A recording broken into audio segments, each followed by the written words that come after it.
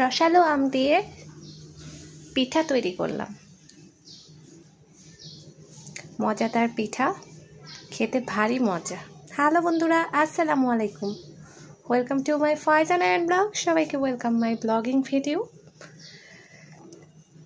এখানে আমি চালের গুঁড়ি নিয়েছি আর একটা ম্যাঙ্গো নিয়েছি, পিঠা তৈরি করব।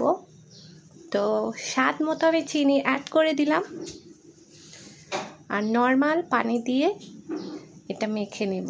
হাত দিয়ে মাখতেছি কারণ এটা একটু আমি ভালো করে মথে নেব, তাহলে পিঠাটা খুবই সুন্দর হয়। যেহেতু আমি শুকনো চালের গুঁড়ি এখানে অ্যাড করেছি, তো ভালো করে মথে নিচ্ছি।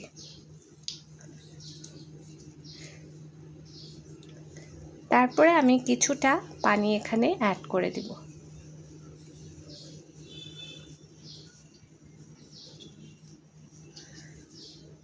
তো মাঝামাঝি একটা ডো তৈরি করে নেব। বেশি পাতলাও হবে না, বেশি ঘনও হবে না, মাঝামাঝি আকৃতির একটা ডো তৈরি করতে হবে। তো পরিমাণ মতো তাই পানি অ্যাড করে দিচ্ছি।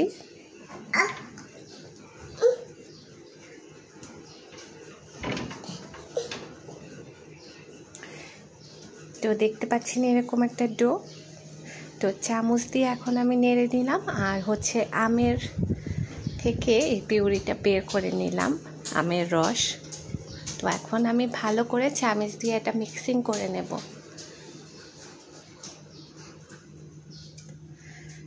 তো ভালো করে মিক্সিং করে নিচ্ছি।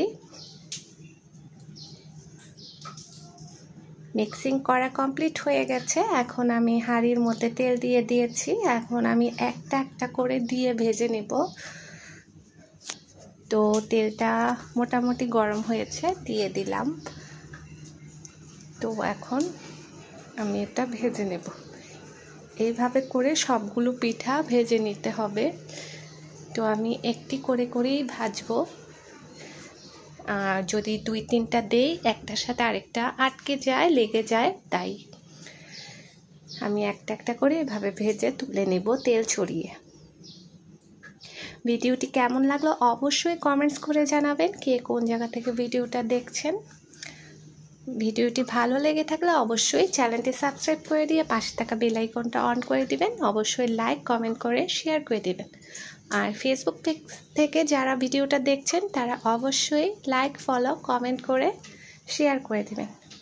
এই তো পিঠা তৈরি হয়ে গেল। কেমন হয়েছে আপনারা খেলেই বুঝতে পারবেন, একদম তালের পিঠার মতো স্বাদ, টেস্ট। আর আমার বেবিরা খুবই পছন্দ করে, মাশাআল্লাহ। আর ভিতরটা দেখতে পাচ্ছেন এরকম হয়েছে। আজকের মতো বিদায় নিচ্ছি, আল্লাহ হাফেজ।